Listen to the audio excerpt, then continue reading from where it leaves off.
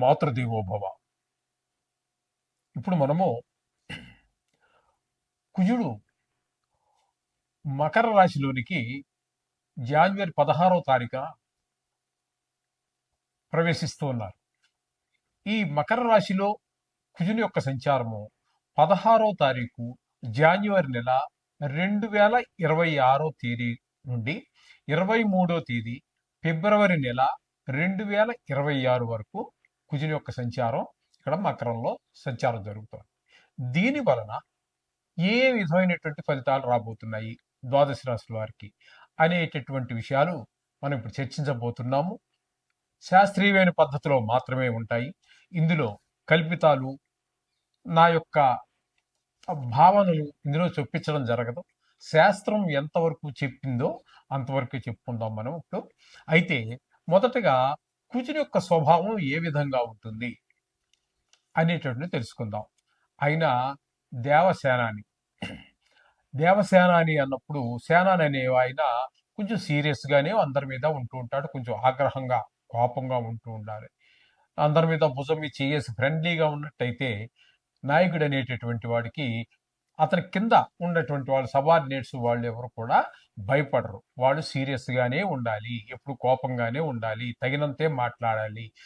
అంటే అనవసరమైన కోపం అని కాదు, కోపంగా ఉండాలి అంటే మొహం చూస్తూనే ఒక భయము, భక్తి రెండూ ఏర్పడే విధంగా ఉండాలి. ఆ విధమైన లక్షణాలన్నీ కూడా మనకి ఇక్కడ కుజుల్లో కనిపిస్తూ ఉంటాయి. దేవసేనాని కాబట్టి, దుష్ట శిక్షణ చేయాలి కాబట్టి ఆయన కొంచెం కోపం ఉండాలి, అంతే. అది ఆ విధమైనటువంటి పరిస్థితి అంతా కూడా కుజుడితో ఉంటుంది. ఇంకా ఆయన అన్నదమ్ముల విషయాల గురించి కూడా చాలా శ్రద్ధ తీసుకుంటూ ఉంటారు. అంటే ఆయన అన్నదమ్ములని కాదు, ఆయన మన జాతకంలో ఎక్కడున్నారో దాన్ని బట్టి, మన జాతకంలో ఉన్న దాన్ని బట్టి ఆ మనిషికి అన్నదమ్ములతోటి సౌఖ్యంగా, అదే అన్నదమ్ములతో సఖ్యంగా ఉండడం జరుగుతుందా, విరోధంగా ఉండడం జరుగుతుందా అనేది తెలుసుకోవచ్చు. అలాగే భూమికి సంబంధించి, భూమిపుత్రుడు కాబట్టి ఆయన భూమిపుత్రుడు అంటారు కాబట్టి ఆయన అతనికి భూమి అనేటటువంటి ఐశ్వర్యాల్లో అది కూడా ఒకటి. ఆ భూమి, ఇల్లు ఇవన్నీ కూడా ఉంటాయా లేదా అనే విషయాలు కూడా దాని ద్వారా తెలుసుకోవచ్చు. అలాగే యుద్ధం, ఎవరితో మాట్లాడినా చిన్న మాట అవతల మనిషి తప్పుగా మాట్లాడినా వెంటనే కోపం వచ్చేస్తూ ఉంటుంది, యుద్ధానికి సిద్ధపడిపోతూ ఉంటాడు. మామూలు మనుషులతోటే కాదండి, నవగ్రహాల్లో కూడా వేరే, అంటే రవితోటి, గురువుతోటి, ఆయన మిత్రులైన గ్రహాలు అయినటువంటి చంద్రుడితోటి, ఈ గ్రహాలతో వదిలిపెడితే మిగతా వారితో కూడా గ్రహ యుద్ధం చేస్తూ ఉంటాడు. మామూలుగా మన జాతకంలో మనం బాగాలేదనుకోండి, మనం కూడా ఇంచుమించుగా అదే పరిస్థితి ఉంటూ ఉంటుంది అనమాట. ఈ లక్షణాలన్నీ కూడా ఈ కుజుడి యొక్క ప్రభావాన్ని బట్టి అవతల మనుషుల మీద కూడా ప్రభావం పడుతూ ఉంటుంది. ఈ విధంగా ఉంటుంది. అలాగే శస్త్రములు, ఎంతసేపు గాయాలు అవ్వటం, లేకపోతే గాయం చేయటం, ఇట్లాంటివన్నీ శస్త్రాలకి సంబంధించినటువంటి వాళ్ళు ఇవన్నీ కూడా ఉంటుంటాయి. సహజంగానే వీళ్ళకు ఉన్నటువంటి లక్షణాలను బట్టి మనం చూసుకున్నట్టయితే వీరు ఎక్కువగా మిలిటరీలో ఆఫీసర్స్గా, లేకపోతే సైన్యంగా, అట్లు దాన్ని బట్టి వాళ్ళ యొక్క చదువును బట్టి మొత్తం మీద వీళ్ళు రాణించేటటువంటిది ఎక్కువగా మిలిటరీకి సంబంధించి దేశాన్ని కాపాడటం, ఇట్లాంటి వాటిలోనే వారి యొక్క ప్రతిభ బయటపడుతూ ఉంటుంది. వారు ఎక్కువగా మిలిటరీలో కనుక తీసుకున్నట్టయితే, మనం ప్రయత్నం చేసి అక్కడ వాళ్ళ యొక్క జన్మ డేట్ ఆఫ్ బర్త్ అవి తీసుకున్నట్టయితే మనం పరిశీలిస్తే వాళ్ళే 100కి 90 మంది పైన ఈ కుజుని యొక్క ప్రభావంతో ఉన్న వాళ్ళే ఉంటారు అక్కడ మీకు. ఈ విధమైనటువంటి సత్తం కలిగినటువంటి వాడు ఈ కుజుడు.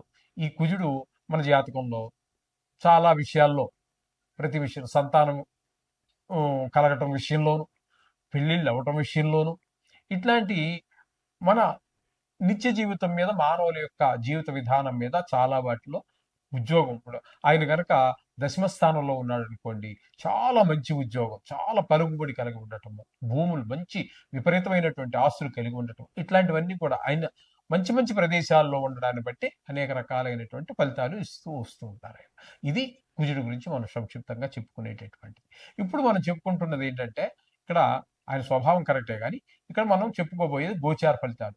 ఆ గోచారంలో ఏ స్థానంలో ఉంటే ఏ ఫలితం అనేటటువంటిది ఇప్పుడు మనం తెలుసుకోబోతున్నాం. మిథున రాశి వారికి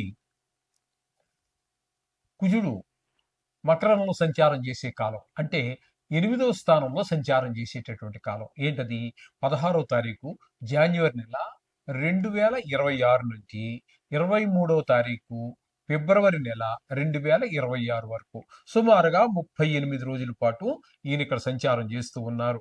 ఈ 38, 37 రోజుల కాలంలో సంచారం చేసేటటువంటి కాలంలో ఏ విధమైన ఫలితాలు ఈ మిథున రాశి వారు అనుభవిస్తారు అనేటటువంటిది మనం కనుక చూసుకున్నట్టయితే ప్రవాస కార్యహాని స్యాత్ కాసరోగ ప్రపీడనం స్థాననాశ రుణచ్ఛేద అష్టమస్తే ధరాసుతే అని చెప్పేసి అన్నారు. అష్టమస్తే అంటే 8వ స్థానంలో కుజుని యొక్క సంచారం. ప్రవాస అంటే వీరు కూడా ఈ నెల రోజులు ఉన్న ఊరిలో కాకుండా వేరే దగ్గర ఉండవలసి వస్తుంది అని చెబుతోంది. అలాగే కార్యహాని, ఏ పని మొదలు పెట్టినా సరే దాన్ని పూర్తి చేయరు, అది చెడిపోతుంది. అలాగే కాసరోగ ప్రపీడనం, కాసరోగం అని ఒకటి ఉంటుంది, అది ఆయుర్వేద వైద్యులకు తెలుస్తుంది. ఇప్పుడు అందరూ కూడా మనము ఇంగ్లీష్ వైద్యాలకి అలవాటు పడ్డాము కాబట్టి మన సొంత మాతృభాష అయినటువంటి తెలుగులో ఉన్నటువంటి పదాలు చాలా మర్చిపోయాము. అందులో ఈ కాసరోగము అనేటటువంటిది కూడా మనం మర్చిపోయిన వాటిల్లో ఒకటి. అదేంటో నాకు కూడా తెలియదు. అది ఆయుర్వేద గ్రంథాలు తిరగేస్తే లేదా ఆయుర్వేద వైద్యుడిని అడిగితే చెప్పవచ్చు. ఆ విధమైనటువంటి ఇక్కడ కాసరోగం అనేటిది బాగా పీడిస్తుంది. స్థాననాశ రుణచ్ఛేద, ఈ విధంగా అష్టమ స్థానంలో ఉన్నప్పుడు స్థానచలనం అవుతూ ఉంటుంది. ప్రయాణాలు, రుణం మూలంగా మీకు రుణచ్ఛేద బాధలు, రుణం వల్ల అష్టమస్తే ధరాసుతో అప్పులు కూడా అయిపోతాయి అని మనకి తెలియజేస్తూ ఉన్నారు. కాబట్టి రోగ ప్రపీడనం అంటే కాసరోగం కావచ్చు, ఇందాక అస్త్రాలు అనొచ్చు, ఇందాక 1-2 రాసుల వారికి చెప్పేటప్పుడు అస్త్రాలతో గాయాలు అవుతాయని కూడా చెప్పుకున్నాం కదా. ఇటువంటి వచ్చినప్పుడు మీకు ఈ శాస్త్రం చెప్పినప్పుడు కుజుడికి కవచం అని ఉంటుంది, కుజ కవచము అని ఉంటుంది. మీరు గూగుల్లో కొట్టినా కూడా వస్తుంది. దాన్ని ఈ నెల రోజులు చూసినట్టయితే అటువంటి గాయాలు అవ్వకుండా, ఒకవేళ గాయాలు అయిన తల త్వరగా తగ్గిపోవటానికి అవకాశం ఉంటుంది. ఈ విధమైనటువంటి అశుభ ఫలితాలనే అష్టమ స్థానం అనేటటువంటిది ఆయుస్థానం కాబట్టి కొంచెం దెబ్బలు అవి తగలటము, కొన్ని పరిస్థితులు కొంచెం తీవ్రంగా ఉండటం, కొన్ని గాయాలు పర్వాలేదు అన్నట్టుగా ఉండటం జరుగుతూ ఉంటుంది. ఆ గాయం యొక్క తీవ్రతను బట్టి మీరు డాక్టర్ దగ్గరికి వెళ్ళటమా అనేది చూస్తూనే, ఔషధ సేవనం కూడా మనకి చెప్పబడిందండి శాస్త్రంలో. ఔషధ సేవనం అంటే మందు కూడా తినాలి అనేసి కొన్నిటికి. అందుచేత మనం ఈ జపాలు చేసుకుంటూనే, వీటిని చూసుకుంటూనే మనం అట్లా వైద్యుడి దగ్గరికి కూడా వెళ్ళి సంప్రదించి అవన్నీ చేసుకోవాల్సి ఉంటుంది. అది శాస్త్రం చెప్పలేదు కదా అని మాత్రం మీరు అనుకోవద్దని శాస్త్రం చెప్పింది. ఆ శ్లోకం కూడా అవసరం వచ్చినప్పుడు చెప్తాను నేను. ఓకే, ఈ విధంగా వైద్యం తీయించుకోండి, దీన్ని కూడా పాటించండి, మీరు ఆ గాయాల నుంచి బయటపడతారు. అలాగే ఈ గాయాలు అవి అయ్యేటప్పుడు మాత్రం కవచము అని ఉంటుంది, దాన్ని చదువుకోండి, అని సర్వశుభాలు ఏర్పడతాయి. శుభం. ప్రముఖంగా చెప్పుకోవాలి అన్నట్టయితే కుజుడు గోచార రీత్యా కుజుడు 3 రాశులలో మాత్రమే శుభ ఫలితములను ఇస్తాడు. 3 రాశుల్లోనే ఉండేవి 12 రాశులు. ఈ 12 రాశుల్లో 3 రాశుల్లో మాత్రమే ఆయన మంచి ఫలితాలను ఇస్తారు. ఆయన ఎవరెవరికి అన్నట్టయితే మూడవ రాశిలో ఎవరికి ఉన్నారు ఇక్కడ మనం చెప్పుకోవాలంటే, మూడవ రాశిలో అంటే మనకి మూడవ రాశి అన్నట్టయితే వృశ్చిక రాశి వారికి 3వ స్థానం అవుతోంది. కాబట్టి వృశ్చిక రాశి వారికి చాలా మంచి చేస్తారు. అలాగే 11వ స్థానంలో కుజుడు ఉన్నట్టయితే, 11వ రాశి ఎవరికి వచ్చింది మనం చెప్పుకున్న వాటిల్లో మీనరాశికి వచ్చింది. మీనరాశికి కుజుడు 11వ స్థానంలో సంచారం చేస్తున్నారు కాబట్టి మీనానికి, అలాగే వృశ్చికానికి, అలాగే మనకి ఇంకోటి సింహానికి అంటే 6వ స్థానంలో సంచారం చేస్తున్నాడు. 3, 6, 11 రాశులు అంటే వారికి మాత్రము కుజుడు పూర్తి శుభ ఫలితాలన్నీ కూడా అందజేస్తూ ఉన్నాడు. మూడో స్థానంలో ఉన్నప్పుడు మనం ఇందాక చెప్పుకున్నాము, మరొకసారి చెప్పుకునే ప్రయత్నం చేద్దాం. సోదరులు, ఇంట్లో మంచి మంచి సేవకులు, వీళ్ళందరూ మన సహాయ సహకారాలు అందించటం, మనం ఉద్యోగం చేసే దగ్గర, వ్యాపారం చేసే అందరూ మంచి సహాయ సహకారాలు అందిస్తూ ఉంటారు. ఆ విధంగా మూడో స్థానం వారికి. ఆరో స్థానం వారికి మంచి అంటే ఆరోగ్యం బాగుంటుంది, అప్పు కావాలంటే పుడుతుంది, అప్పులు తీర్చేయగలుగుతాం. ఇట్లాంటి శుభ ఫలితాలన్నీ కూడా మనకి, కలహాలు, మంచి పేరు, శత్రువులుగా ఉన్న వాళ్ళు కూడా మిత్రులుగా మారడం లాంటి మంచి ఫలితాలు ఇస్తారు.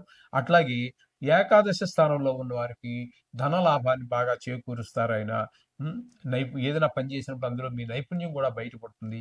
ఈ విధమైనటువంటి 3 రాసులకి మాత్రమే మీకు మంచి ఫలితాలు ఇవ్వబోతున్నారు. అవి ఏంటంటే ఒకసారి మరోసారి చెప్పుకుందాం. సింహరాశి వారికి, అలాగే వృశ్చిక రాశి వారికి, మీన రాశి వారికి, 3 రాశులకు మాత్రమే. మిగతా వారన్నిటికీ కూడా ఈయన ఏ విధమైన శుభ ఫలితాలు ఇవ్వజాలరు. కాబట్టి వీరందరూ కూడా రోజు మనం 2-3 సంవత్సరాల నుంచి మనం చెప్పుకుంటూనే ఉన్నాము. కాబట్టి ఈ నవగ్రహ ప్రార్థన చేసుకోండి. ఇందులో గాయాలు అని గాని, దెబ్బలు తాకే అవకాశం ఎక్కువగా ఉన్నట్టయితే కూడా, ఎక్కడైతే మనం చెప్పుకున్నాం కదండి ఇప్పుడు, వాటి ఎవరు విన్నారు కదా మీరు, వారందరూ మాత్రం కవచాన్ని, కుజ కవచం అని వస్తుంది, మీరు గూగుల్లో వెతుక్కోవచ్చు. లేదా పుస్తకాల షాపుల్లో కూడా నవగ్రహాలకు సంబంధించినటువంటి పుస్తకాలు అమ్ముతారు కదా, వాటిలో కవచం అని అడగండి, వారు ఇస్తారు షాప్ వారు. అవి కవచం చదువుకోవడం ద్వారా, కవచం అంటే శరీరాన్ని మనకి గాయాల నుంచి, రోగాల నుంచి, కేవలం గాయాలే కాదండి, రోగాల నుంచి కూడా కాపాడుతూ ఉంటుంది. ఈ విధమైనటువంటి అన్నిటిని రక్షించాలంటే కవచం చాలా బాగా ఉపయోగపడుతుంది మనందరికీ కూడా. కుజుడు అనుగ్రహం లేనటువంటి వారికి, అనుగ్రహం ఉన్న వారికి కవచం అవసరం లేదు. వారికి అవసరం వచ్చినప్పుడు అప్పుడు చదువుకోవచ్చు. ఈ విధంగా మీరు ఆచరించినట్టయితే మీరు చక్కగా ఈ కుజుడి యొక్క అనుగ్రహం పొందడానికి వీలవుతుంది. తద్వారా ఆయన యొక్క చెడు ప్రభావం వల్ల కలిగేటటువంటి ఈ ఈ ఏవైతే మన దుష్ఫలితాలు ఉన్నాయో వాటి నుంచి మనం తప్పకుండా బయటపడే అవకాశం. శుభం భూయాత్.